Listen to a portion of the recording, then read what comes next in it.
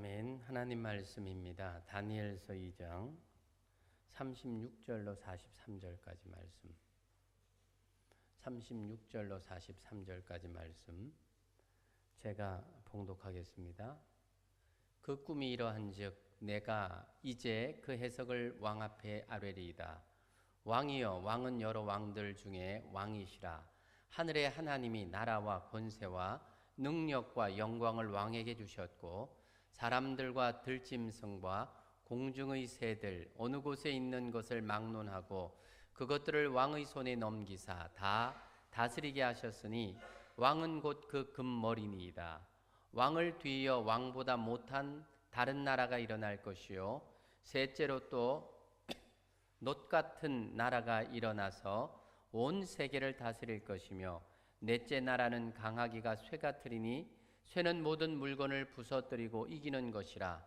쇠가 모든 것을 부수는 것 같이 그 나라가 문나라를 부서뜨리고 찌을 것이며 왕께서 그 발과 발가락이 얼마는 토구장이의 진흙이요 얼마는 쇠인 것을 보셨은즉 그 나라가 나누일 것이며 왕께서 쇠와 진흙이 섞인 것을 보셨은즉 그 나라가 쇠같이 든든함이 있을 것이나 그 발가락이 얼마는 쇠요 얼마는 진흙인즉 그 나라가 얼마는 든든하고 얼마는 부서질 만한 것이며 왕께서 쇠와 진흙이 섞인 것을 보셨은즉 그들이 다른 민족과 서로 섞일 것이나 그들이 피차에 합하지 아니함이 쇠와 진흙이 합하지 않음과 같으리이다. 아멘. 사랑의 하나님 아버지, 감사합니다. 이 시간도 주의 말씀을 함께 나누려고 합니다. 주님 은혜와 지혜를 주셔서 잘 깨달아지게 하시고 또 깨달아진 말씀이 내 삶에 적용되어서 내 영혼의 양식이 되어 하나님을 더 잘 섬기는 귀한 믿음의 자리로 나아가도록 주님께서 이 시간도 함께 하시고 축복하여 주시기를 원합니다. 감사합니다. 귀하신 예수님의 이름으로 기도합니다. 아멘. 읽은 본문의 말씀 조금 해석이 필요하고 어려운 본문인 것 같지만 오늘도 본문의 말씀이 우리에게 주는 교훈은 분명합니다. 주시는 교훈이 또 우리의 삶을 풍요롭게 하는 귀한 시간 될 수 있기를 원합니다. 언젠가 새해 인사를 하면서 덕담같이 그렇게 인사하는 해가 있었습니다. 뭐냐면 부자 되세요. 기억납니까? 참 세속적인 인사 같지만 그런 인사를 싫어하는 사람은 없습니다. 여러분 부자 되세요? 그래, 부자 되라는데 나는 싫어, 부자 안 될 거야 하는 분 없더라고요. 부자 되고 싶은 욕심 누구나 다 가지고 있는 것입니다. 어쩌면 그건 본능이라고 말할 수 있는 부분이기도 합니다. 하지만 듣기는 좋지만 부자 되라고 한다고 해서 부자가 되어지지 않는다는 게 문제지요. 부유해지는 방법을 알아야 하는 거지요. 오늘 말씀을 통해서 인생의 부요를 경험하는 비결을 함께 말씀을 나누려고 합니다. 오늘 읽은 본문의 내용은 느부갓네살 왕의 꿈을 해석해주고 있는 다니엘의 그 꿈 해석의 내용입니다.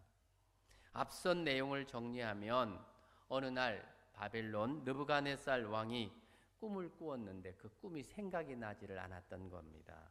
그것 때문에 괴로워합니다. 갈대아의 모든 지혜자들, 즉 박수와 술객들을 다 모으고 그 꿈을 알아내고 해석하라고 요구를 하게 됩니다. 하지만 자기가 꾼 꿈도 아니고 왕이 꾼 꿈을 어떻게 알겠습니까? 이 일로 인해서 해석해주지 못하는, 알아주지 못하는 그 지혜자들이라고 하는 사람들을 그에 대한 분노 때문에 그들을 모두 죽이라고 하는 명령을 하게 되지요. 이때 다니엘이 왕에게 시간을 좀 달라고 요구를 합니다. 그리고 그 친구들과 함께 하나님께 간절히 기도하게 되는데 그 기도 가운데 하나님이 주시는 답을 받게 됩니다. 2장 19절에는 이에 이 은밀한 것이 밤의 환상으로 다니엘에게 나타나 보임에 다니엘이 하늘에 계신 하나님을 찬송하니라. 드디어 다니엘은 왕 앞에 서게 되었습니다. 왕이 꾼 꿈은 이러했습니다. 바로 그것이 앞서 본문 2장 31절부터 35절의 내용입니다. 이 본문을 제가 설교를 하지 않고 건너뛰어서 지금 36절부터 하고 있는데, 왜냐하면 이 꿈에 대한 해석이 있기 때문에 해석을 통해서 말씀을 나누려고 그런 거죠. 그래서 이 왕이 꿈에 한 신상을 본 것에 대해서 다니엘이 그 꿈을 먼저 이야기를 해줍니다.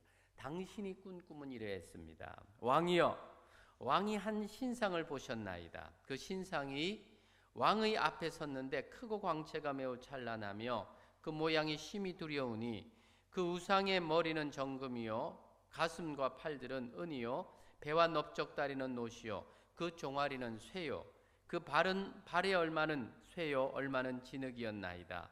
또 왕이 보신즉 손대지 아니한 돌이 나와서 신상의 쇠와 진흙에 발을 쳐서 부서뜨리매 그때에 쇠와 진흙과 놋과 은과 금이 다 부서져 여름 타작마당에 겨같이 되어 바람에 불려간 곳이 없었고 우상을 친 돌은 태산을 이루어 온 세계에 가득한나여다. 지금 왕이 꾼 꿈에 대한 설명을 해주고, 당신이 꾼 꿈이 이런 내용이었습니다. 그 꿈은 바벨론과 또 앞으로 되어질 그 나라의 역사를 보여준 것이었습니다. 아마도 왕이 자신이 꾼 꿈을 기억하고 당시의 지혜자에게 그 꿈을 해석하라고 했다면 그 꿈에 대해서 아마 왕이 듣기 좋은 말로 아마 그렇게 해석을 해 주었을 겁니다. 하지만 지금 다니엘은 왕이 꾼 꿈에 대해서 해석을 하는데 신앙적으로 그 문제를 해석을 하고 있다는 것입니다. 지금 이 바벨론 제국과 왕의 부여가 왕에게서 나온 것이 아니라 하나님이 주셨다, 그렇게 본문을 해석하고 있습니다. 사실 꿈보다 해몽이 중요한 겁니다. 그 꿈을 어떻게 해석하고 해몽하느냐에 따라서 그 꿈은 달라지는 거죠. 지금 왕의 꿈을 해몽할 수 있는 사람은 다니엘밖에는 없습니다. 다른 사람들은 아무도 왕이 꾼 꿈이 무엇이었는지 알아내지 못했기 때문에 감히 해석을 할 기회조차 주어지지 않았던 거죠. 36절에 그 꿈이 이러한즉 내가 이제 그 해석을 왕 앞에 아뢰리이다. 다니엘이 왕의 꿈을 해석하고 있는 내용이 오늘 본문의 이야기입니다. 사실은 왕이 꾼 꿈의 내용은 두 가지 내용인데 오늘 본문의 내용은, 오늘 해석은 그 첫 번째 부분을 좀 이야기를 하려고 하는 겁니다. 다니엘은 느부갓네살 왕이 여러 왕 중의 왕이라고 말하면서 바벨론의 왕을 칭송을 합니다. 그런데 그 왕을 세우신 분이 하나님이라 그렇게 해석하고 있습니다. 37절 말씀 우리 같이 한번 읽어보도록 합시다. 시작. 왕이여, 왕은 여러 왕들 중에 왕이시라. 하늘의 하나님이 나라와 권세와 능력과 영광을 왕에게 주셨고, 그리고 이어서 땅의 모든 것을 하나님께서 왕에게 맡겼다고 꿈을 해석하고 있습니다. 38절입니다. 또 봅시다. 사람들과 들짐승과 공중의 새들 어느 곳에 있는 것을 막론하고 그것들을 왕의 손에 넘기사 다 다스리게 하셨으니 왕은 곧 그 금머리니이다. 그리고 왕은 신상의 금머리라고 해석하면서 그것을 하나님께서 하셨다, 그렇게 해석을 해줍니다. 이어서 왕의 뒤를 이어 왕보다 못한 나라들이 일어날 것이라는 말을 합니다. 39절로 40절 또 같이 봅시다. 왕을 뒤이어 왕보다 못한 다른 나라가 일어날 것이요, 셋째로 또 놋 같은 나라가 일어나서 온 세계를 다스릴 것이며, 넷째 나라는 강하기가 쇠 같으리니 쇠는 모든 물건을 부서뜨리고 이기는 것이라. 쇠가 모든 것을 부수는 것 같이 그 나라가 문 나라를 부서뜨리고 찌을 것이다. 그러니까 바벨론이 가장 강한 나라이고 그 다음에 일어나는 나라는 첫째 나라보다 못하다, 그렇게 해석을 합니다. 다니엘은 앞으로 일어날 주변 정세와 전개되어질 세계의 역사를 상세하게 왕의 꿈을 통해서 해석을 해주고 있습니다. 막힘없이 왕 앞에서 그 꿈을 기억나게 하고 꿈을 하나님의 관점에서 해석을 해주고 있습니다. 삶도 해석에 따라 삶의 방향이 달라지는 것이지요. 믿음으로 해석하게 되면 내 삶에 일어나는 모든 일들 속에서 하나님의 뜻을 볼 수가 있습니다. 다니엘은 지금 하늘의 하나님께서 왕에게 이 부요한 자리를 주셨고 왕의 능력이나 왕의 지혜 모두가 하나님께로부터 왔다, 그런 설명을 해석을 통해서 왕에게 전해주고 있습니다. 지금 다니엘의 이 꿈 해석을 듣고 있는 왕의 마음은 과연 어떠할까 생각을 해 보아야 될 것 같습니다. 비록 지금 왕이 금머리로 왕 영광을 누린다고 말은 하지만 그 모든 것이 하나님께서 주신 것이라는 말을 듣게 될 때에 지금 모든 권세를 누리고 있는 왕으로서는 자존심 상하는 말이 될 수가 있습니다. 왜냐하면 지금 이 영광을 누리는 것이 다 자기가 전쟁에서 이겨서 그리고 자기가 취해서 되어진 일들이거든요. 그런데 다니엘은 지금 당신이 누리고 있는 모든 그 영광이나 모든 것이 다 하나님이 당신에게 주셨다, 그렇게 말을 하고 있는 겁니다. 어떻게 보면 이 다니엘의 해석을 통해서 또 앞으로 일어날 역사에 대한 것, 왕에게는 모욕적인 언사가 될 수도 있습니다. 다니엘은 당신의 자녀들이, 자식들이 당신의 왕의 대를 이어서 이렇게 나라가 계속 부강할 것입니다 라고 하면 듣기 좋을 수 있지만, 다른 나라가 일어나서 또 그 나라를 친다라고 하는 그런 이야기를 들었을 때 기분이 심히 안 좋을 수 있지요. 왕의 뒤를 이어서 다른 나라가 세워지고 다른 왕들이 세워진다는 말, 바벨론 왕에게는 아주 모욕적인 언사일 수도 있습니다. 다니엘이 지금 하늘 하나님으로 모든 것을 해석하고 있는데 하나님을 모르는 이 느부갓네살 왕으로서는 수긍하기 힘든 그런 말이고 해석이라고 할 수가 있는 것입니다. 지금 다니엘이 해석하고 있는 것은 일방적으로 다니엘 자신의 신앙이고 다니엘이 믿는 하나님에 대한 신앙 고백일 따름입니다. 만약 왕이 다니엘의 이런 해석을 받아들이지 않는다면 다니엘뿐만이 아니라 그 친구들의 목숨까지도 위험천만한 일이었습니다. 지금 다니엘이 상대하고 있는 이 사람이 누굽니까? 왕입니다. 하늘에 날아다니는 새도 떨어뜨린다는 권세가 있는 바벨론의 왕입니다. 권세자입니다. 자신의 신의 이름으로 하나님을 섬기는 이스라엘을 정복한 왕입니다. 하나님의 성전에 있었던 모든 물건까지도 다 전리품으로 자기가 섬기는 신전에 가져왔고 이스라엘의 왕족들을 포로로 잡아온 왕입니다. 지금 이스라엘의 하나님은 이 바벨론 왕이 생각하기에는 그렇습니다. 지금 이 이스라엘의 하나님은 바벨론의 신에게 져서 정복을 당하고 성전의 물건들이 전리품으로 바벨론의 신전에 옮겨져 있는 상태입니다. 당시의 전쟁은 신들의 전쟁이었습니다.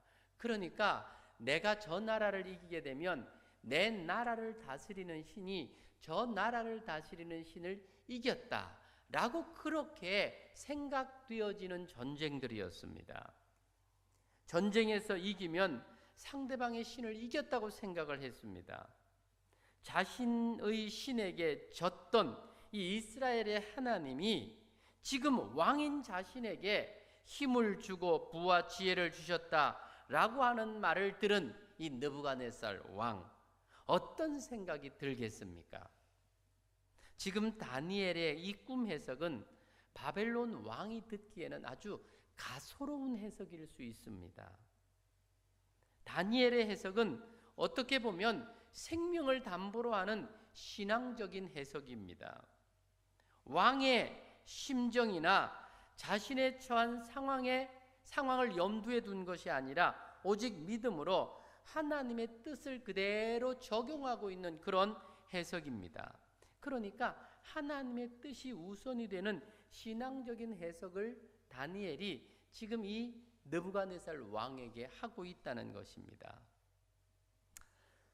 사랑하는 여러분, 우리에게 일어나는 일들에 대해서도 우리의 해석과 적용이 이렇게 되어야 한다는 말씀을 드리고 싶습니다. 우리에게 일어나는 많은 일들에 대해서 우리는 그 해석을 어떻게 합니까? 상황과 여건과 모든 것을 생각하면서 일어난 일들을 생각하지만 궁극적으로 보면 하나님께서 왜 이런 일이 일어나게 하셨는가라고 하는 것을 보지 못하게 되면 그 문제를 정말로 바르게 해석해지지를 않는다는 겁니다. 내가 사업에서 실패하고 또 여러 가지 문제가 일어나고 질병이 오고 여러 가지 문제가 일어나는 내가 당하는 많은 일들에 대해서 우리가 그것을 신앙적으로 바르게 해석하게 되면 거기에서 답이 보입니다. 그런데 그것이 안 보이게 되면 답이 없기 때문에 고민하고 어려워 우리 힘으로는 감당치 못하는 문제가 되어진다라는 사실을 기억하셔야 됩니다. 바른 해석만이 나와 내 가정과 내 교회와 이 나라와 이 민족을 살릴 수 있는 겁니다. 지금 이 다니엘의 해석에 대한 결과가 과연 어떻게 나올까? 46절과 47절에 보면 이에 느부갓네살 왕이 엎드려 다니엘에게 절하고 명하여 예물과 향품을 그에게 주니라. 왕이 대답하여 다니엘에게 이르되 너희 하나님은 참으로 모든 신들의 신이요 모든 왕의 주제시로다. 네가 능히 이 은밀한 것을 나타내었으니 내 하나님은 또 은밀한 것을 나타내시는 이시로다. 보세요. 과연 이런 일이 일어날 수 있는가? 바벨론의 왕이라고 하면 당시에 가장 강력한 나라의 신적 존재입니다. 그런 왕이 보니까 다니엘에게 엎드려서 절을 하고 있습니다. 이건 실제적으로는 있을 수 없는 일이에요. 만약에 그 꿈을 받아들인다고 해도 너의 꿈이 설득력이 있다. 과연 이 정도라면 몰라도 그 절대적인 군주가 자기 나라에 잡혀온 노예입니다. 노예, 다니엘은 노예 앞에서 무릎을 꿇고 머리를 숙여서 그를 칭송하면서 절을 하고 있다라고 하는 것, 이게 가능한 일인가? 있을 수 없는 일이 아닙니까? 그러니까 하나님께서 이 다니엘의 믿음과 그 결단의 고백을 받으셨다는 겁니다. 하나님이 하시지 아니하면 이런 일은 있을 수 없는 거예요. 하나님이 느부갓네살 왕의 마음을 주관하여서 다니엘을 최상으로 높이고 있습니다. 다니엘이 해석한 하나님에 대해서 느부갓네살 왕은 다니엘의 고백대로 그 하나님을 경배하며 찬양합니다. 다니엘은 비록 나라를 잃고 노예가 되었지만 바벨론의 왕궁에서 가장 존귀한 자로 세우시는 하나님을 경험하게 됩니다. 즉 이 다니엘의 꿈에 대한 바른 해석은 다니엘을 부유하게 만들고 있습니다. 48절에 보면 왕이 이에 다니엘을 높여 귀한 선물을 많이 주며 그를 세워 바벨론 온 지방을 다스리게 하며 또 바벨론의 모든 지혜자의 어른을 삼았으며 왕이 또 다니엘의 요구대로 사드락과 메삭과 아벳노고를 세워 바벨론 지방의 일을 다스리게 하였고 다니엘은 왕궁에 있었더라. 다니엘의 바른 꿈 해석은 이렇게 실제 내용으로 보면 정말 위험천만한 그런 표현이자 그런 해석이었지만 결국 그런 바른 해석이 어떻게 됩니까? 그를 가장 부유하게 높일 뿐만이 아니라 느부갓네살 왕 자신을 살리는 그런 일을 하고 있는 것을 보게 됩니다. 다니엘과 그 세 치군들로 하여금 바벨론을 다스리는 부유한 인생으로 이끌어주고 있는 것을 보게 됩니다. 인생을 바르게 해석하면 부유한 인생이 되는 것, 여러분 기억하세요. 이게 중요한 메시지입니다. 인생을 바르게 해석할 수 있다면 우리는 부유한 인생을 살 수가 있습니다. 대부분의 사람들이 자신의 삶에 대해서 바르게 해석을 하지를 않습니다. 자기에게 일어난 일들에 대해서 바른 신앙적인 관점에서 해석을 하지 않습니다. 그러다 보니까 자꾸만 구렁텅이로 빠지고 멸망의 길로 가게 되는 것입니다. 바른 해석, 바른 신앙적인 관점의 해석, 바로 그것이 우리를 살리고 내 주변을 살릴 수 있는 길이 되는 겁니다. 오늘 이 다니엘의 해석과 부요함, 이 땅에 오셔서 우리를 부요케 하시는 예수님의 사역을 보여주고 있는 예표입니다.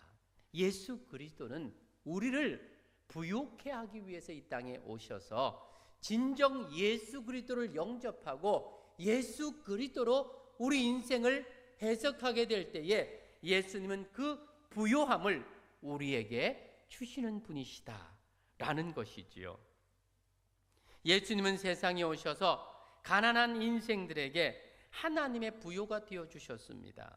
세상에서 어떤 인생이라 할지라도 예수님께 나오면 예수님은 그들에게 문제의 해석을 약속하시며 부요를 주시는 분이십니다.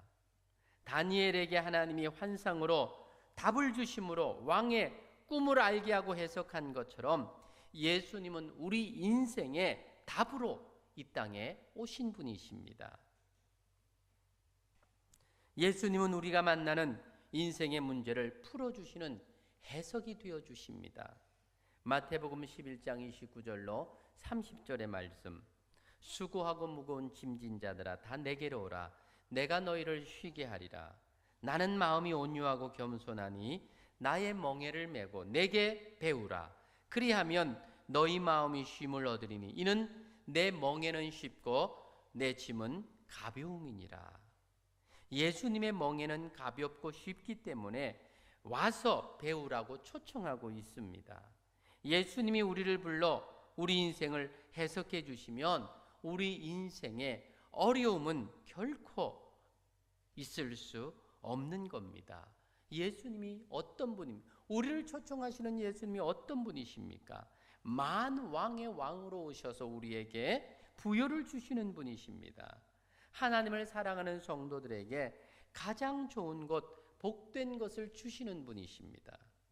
우리는 비록 죄로 말미암아 타락한 인생이지만 우리의 모든 죄의 문제까지도 다 해결해 주시기 위해서 인간의 몸을 입고 이 땅에 오셨습니다. 사람들이 다른 모든 것은 자신의 힘으로 지혜로 풀 수 있을지 몰라도 죄의 문제만큼은 풀지 못합니다. 인간의 방법으로 풀려고 하는 시도가 다양한 종교를 만들어냈지만 인간이 만든 어떤 종교에도 구원은 없습니다. 사도행전 4장 12절의 말씀, 다른 이로서는 구원을 받을 수 없나니 천하 사람 중에 구원을 얻을 만한 다른 이름을 우리에게 주신 일이 없음이라. 하나님이 우리에게 죄의 문제를 해결하고 구원을 주시기 위해서 예수 그리스도를 보내주셨습니다. 예수님은 우리의 구원과 부요를 위해서 하나님이 보내주신 하늘의 선물입니다. 우리에게 있는 어떤 문제라 할지라도 예수님으로 해석하면 풀리지 않는 문제는 없습니다. 예수님은 가난한 세상에 하나님의 부요로 오셔서 세상을 부유하게 하시는 분이십니다. 예수님은 우리 인생이 만나는 문제를 해석해 주시고 해결해 주심으로 우리의 삶을 부유하게 회복시켜 주시는 분이십니다. 성경에는 예수님이 우리 인생에게 주는 부유에 대한 설명과 사건들이 얼마나 많이 기록되고 있습니까? 요한복음 6장에 보면 우리가 잘 아는 오병이어의 기적의 사건이 기록이 되어 있습니다. 예수님께서 굶주리고 허기지고 지친 사람들에게 물고기 2마리와 보리떡 5개, 즉 어린 아이가 먹을 한 끼 도시락을 가지고 남자 장정만 5,000명을 먹이는 사건이 있었습니다. 이때 가까이에 있던 제자들이 뭐라고 말했습니까? 지금 이 어린아이가 예수님에게 드렸던 그 도시락을 보면서 이것이 이 많은 사람들에게 얼마나 되겠습니까? 그 도시락의 양으로는 사람을 먹일 수 없었다는 이야기지요. 제자들의 힘으로는 풀 수 없는 문제였습니다. 아무리 머리를 싹 매고 그것으로 아무리 연구를 해도 답이 나오지 않는 문제였습니다. 예수님은 떡을 손에 드시고 하늘을 향하여 축사하시고 떼어주셨더니 다 모두가 배불리 먹고 12광주리가 남는 사건이었습니다. 200데나리온으로도 부족했다라고 말을 했는데 예수님은 어린아이 도시락 하나로 그들이 만난 모든 문제를 해결해 주셨습니다. 무엇을 이야기하는 것입니까? 우리 인생이 볼 때는 도저히 풀리지 않을 것 같은 문제도 예수님의 손에 옮겨 놓았더니 예수님은 그렇게 풀어주시더라는 것을 우리에게 보여주고 있지 않습니까? 예수님이 함께 하시면 부유한 인생으로 살아갈 수 있지만 예수님이 함께 하지 아니하면 결코 부유할 수 없는 것이 우리 인생이라는 것을 알아야 됩니다. 사람들은 모두 부유하게 살고 싶어 합니다. 부자 되세요 하는 그 말을 듣고 싶어 합니다. 하지만 자신들의 삶을 바르게 해석하지 못하니까 결코 부유하지 못하고 부자 될 수가 없는 거예요. 대부분의 사람들이 부여를 위해서 열심히 성실히 살아갑니다. 이것만 가지면 만족이 될 것 같고 이 자리에 오르면 더 바랄 것 없을 것 같이 생각이 됩니다. 하지만 인간의 욕심은, 탐심은 아무리 가져도 만족이 없습니다. 하지만 예수 그리스도 안에 있으면 자족함의 비밀을 배우게 되고 진정한 부요를 얻게 되는 겁니다. 이 사실을 깨달았던 사도 바울의 고백을 들어보세요. 빌립보서 2장 7절 8절 무엇이든지 내게 유익하던 것을 내가 그리스도를 위하여 다 해로 여길 뿐더러 또한 모든 것을 해로 여김은 내 주 그리스도 예수를 아는 지식이 가장 고상하기 때문이라. 우리 인생의 부요는 예수님이 주시는 것입니다. 믿으시기 바랍니다. 예수 그리스도로 저와 여러분의 인생을 해석하게 될 때 우리는 가장 부유한 자가 될 수 있습니다. 인생의 부요는 하나님께서 예수 그리스도를 통해서 세상에 주시는 선물입니다. 사람들은 스스로 인생을 해석하며 부요를 추구합니다. 어떤 이는 외모가 만족되어야 부유할 거라고 생각합니다. 또 어떤 이는 물질이 풍부해야 인생이 부유할 거라고 생각을 합니다. 10여 년 전인가요? 우리나라 가장 글로벌한 기업의 회장 딸이 맨하탄의 최고급 빌라에서 쓸쓸히 자살을 했습니다. 당시에 26살이었는데 그녀가 삼성 에버랜드 주식만 9%를 소유하고 있었습니다. 당시 우리나라 세계 36위에 랭크되어 있었습니다.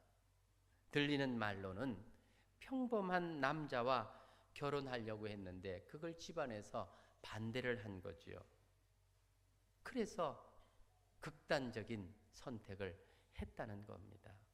우리 눈에 모든 것을 다 가지고 다 갖춘 것 같은 사람이라고 생각되는데도 여전히 인생을 살면 그런 부족함이 있다는 겁니다. 사랑하는 여러분, 우리 인생은 우리를 만드신 창조주 하나님의 손 안에서 예수 그리스도가 해석해 주어야 진정한 부요를 누릴 수가 있는 겁니다. 다니엘은 보세요. 나라도 잃었습니다. 부모 형제도 이렇습니다. 세상에서 가장 비참한 가난한 노예가 되었습니다. 외형적으로 보면 정말 소망 없는 인생입니다. 살아도 산 것이 아닌 인생입니다. 미래가 보이지 않는 삶입니다. 하지만 하나님께서 그 인생을 붙잡고 해석해 주니까 땅 위에 그 누구보다도 부유한 자가 되었습니다.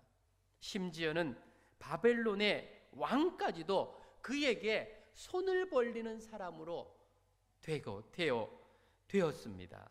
하나님이 붙드시는 인생, 하나님이 해석해 주는 인생이 가장 부유한 인생입니다. 사랑하는 여러분, 성도는 예수님으로 인생을 해석하며 예수님 안에서 진정한 행복을 누리는 자라는 것을 기억하십시오. 때론 성도가 예수님 때문에 환난을 당하고 박해를 당해도 그것이 성도를 가난하게 만들지 못하는 것입니다.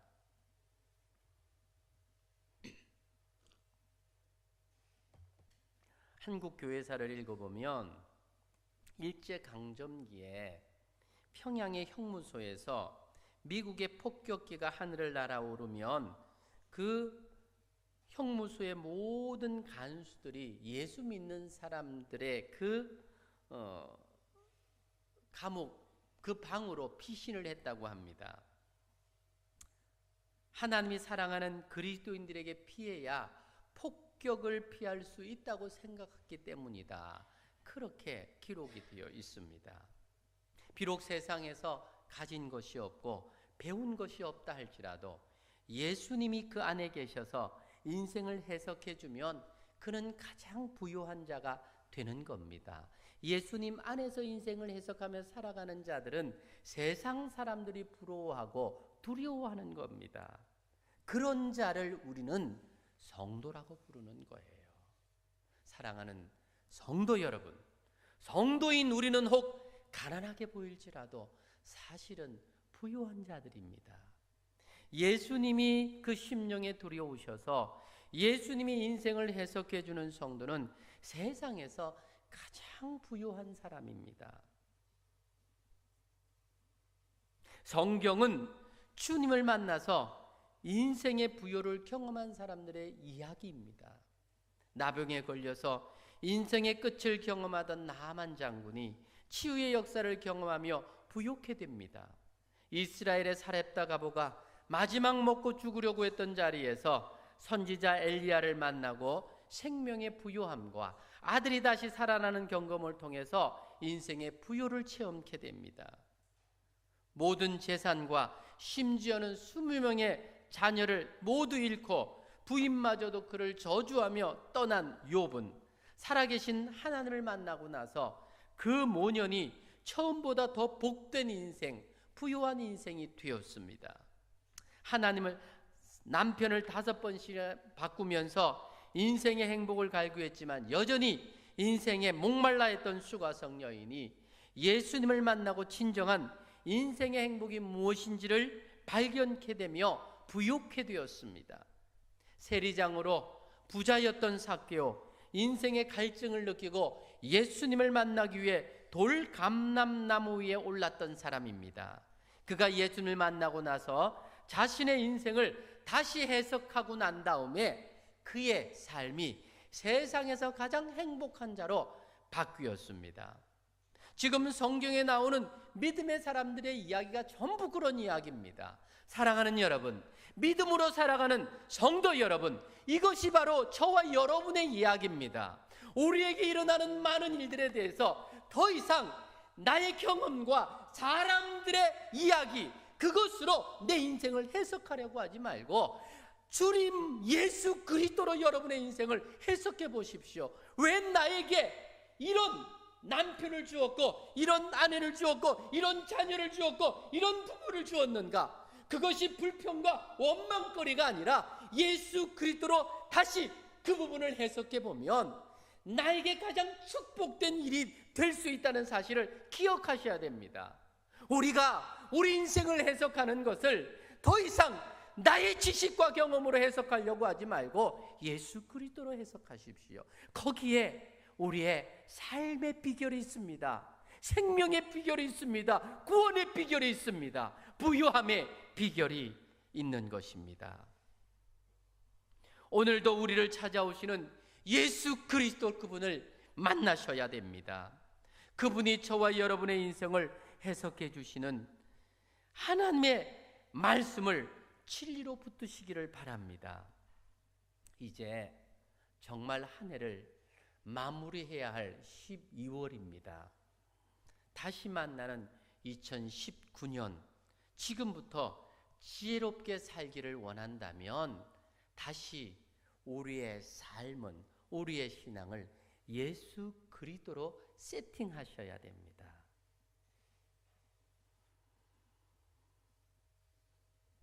주님이 함께 하셔야 2019년이 부유한 한 해가 될 수 있습니다. 예수님을 이야기하는 이 하나님의 말씀에 부유하게 될 때에 하나님의 말씀으로 우리 인생을 해석하게 되는 거예요. 그러니까 여러분들이 말씀에 빈약하면, 말씀을 읽지 않으면 우리의 마음은 허탄한 곳에 빠지게 되고 죄와 더불어 먹고 마시는 세상 사람들과 전혀 다를 바 없는 그런 그리스도인으로 살아갈 수밖에 없습니다. 다시 남은 한 달 동안 말씀 붙드세요. 말씀과 함께 하세요. 말씀을 읽으면 말씀이 주는 교훈 속에서 예수 그리스도가 내 인생에 대해서 어떻게 해석해 주시는지를 그 음성을 들으면서 다시 한번 내 지나온 삶들을 돌아보며 해석해 보세요. 저는 말씀을 준비하면서 저의 58년의 지난 날들을 쭉 한번 회상을 해 보았습니다. 참 그때 이런저런 일이 참 많이 있었지만 그걸 내 어떤 삶이 아니라 예수님께서 내 삶을 어떻게 인도하셨는가 하는 관점에서 다시 내 인생을 쫙 복기를 해보니까 단어가 하나 딱 나오는데 어떤 단어인 줄 알아요? 은혜. 은혜. 이 단어가 나에게 오더라고요. 은혜밖에는 없구나. 은혜였구나. 내가 지금 이렇게 있는 게 하나님의 은혜구나. 이 은혜를 위해서 그 부모님의, 믿지 않는 부모님 밑에 나를 태어나게 하시고, 그리고 신앙의 핍박을 그렇게 많이 받으면서 신앙생활을 하게 하고, 이게 다 나를 단련시키고 나를 낫게 하기 위해 했던 은혜였구나. 그때는 참 불만이 많았습니다. 믿는 가정에서 나오는 아이들을 보면서 불신 가정에서 나오는 내가 너무 불행해 보였습니다. 그런데 지금 다시 예수 그리스도로 내 인생을 복기를 해보니까 그 순간순간이 다 은혜였구나, 이런 고백이 되더라고요. 사랑하는 여러분, 지금까지 우리 지나온 날들 예수 그리스도로 해석해 보시고 앞으로 남은 날들도 예수 그리스도로 해석해 가십시오. 그게 우리가 살 길입니다. 그게 부유함의 비결입니다. 그렇게 되어지기 위해서 다시 한번 이 하나님 말씀을 붙드세요. 하나님 말씀은 예수 그리스도에 대한 이야기입니다. 예수 그리스도의 심정이 있고 예수 그리스도의 방법이 나오는 바로 이 성경책을 붙드셔야 됩니다. 여기에 우리 인생의 부유함과 행복함의 비결이 있습니다. 믿음으로 굳게 우리의 신앙을 세우시고 한 해를 마무리하고 새해를 준비하는 복된 지혜로운 남산은혜 성도들 다 되시기를 주님의 이름으로 축원합니다. 같이 한번 기도하기를 원합니다. 사랑하는 여러분, 오늘 다니엘이 왕의 꿈을 해석하고 있습니다. 그런데 그 꿈 해석을 보니까 철저히 하나님의 심정을 보여주고 있습니다.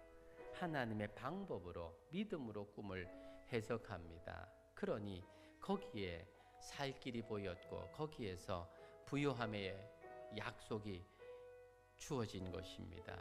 여러분들은 어떻습니까? 지금 내가 불평하고 원망하는 문제들이 있습니까? 어려운 것 때문에 절망하는 문제들이 있습니까? 예수 그리스도의 시각으로 그 문제를 다시 보십시오. 예수님으로 그 문제를 풀어보십시오. 그러면 답이 보일 것입니다. 주님 붙들고 믿음으로 다시 굳게 서는 저희들이 될 수 있도록 이 시간 같이 한번 기도하겠습니다. 기도합니다.